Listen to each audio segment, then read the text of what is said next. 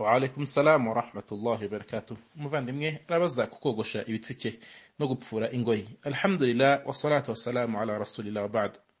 Kogosha ibitsike cyangwa gupfura ingoyi ni igikorwa cy'umuziro, ni igikorwa cyazirijwe mu idini Islam.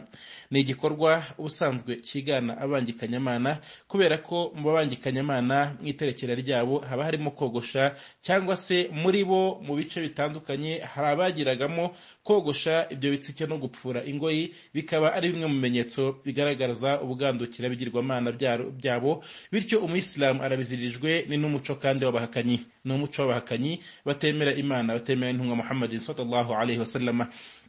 Hanyuma sinibyo gusa, ahubwo harimo no guhindura ibiremwa by'Uwiteka Allah subhanahu wa ta'ala, aho Nyagasani yaremye ibitsike ko bigomba kuba biri mu kigereranyo runaka cyangwa se mu cyerekezo runaka, hanyuma uyu muntu we agashaka kubihindurira iyo ndemo y'Imana ngo abyerekeze aho ashaka. Ibyo ni haramu muri Islam, kirazira muri Islam ko umuntu yakora icyo gikorwa, yaba agambiriye kwitaka cyangwa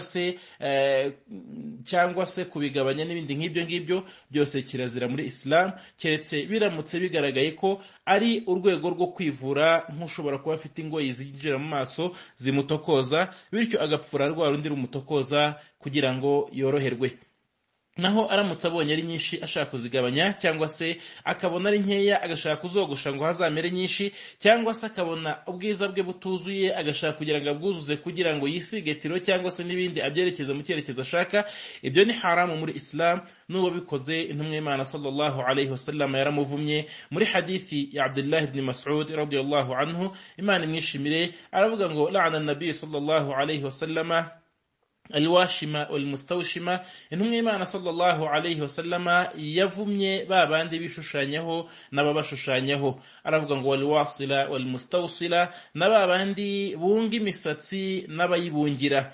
Intumwa y'Imana iravuga ngo wannamisa walmutanamisa, n'ababandi bapfura ibitsike bakogosha, babandi bapfura ingoyi bakogosha n'ibitsike, hamwe n'ababandi babibakorera. Bityo no gukora mu masaro akora ibikorwa nk'ibyo ngibyo, cyangwa se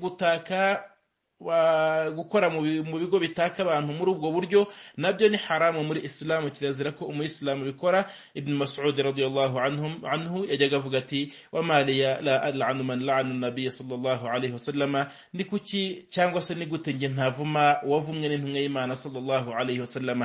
Bityo icyo gikorwa ni haram, kirazira ko umudamu wa Kisilamu cyangwa se umugabo wa Kisilamu agikora. N'uwagikora yaba afite umuvumo w'Imana, abasabwa kwicuza ku Mana no guhagarika icyo kibi no kugandukira Imana. Wallahu a'lam.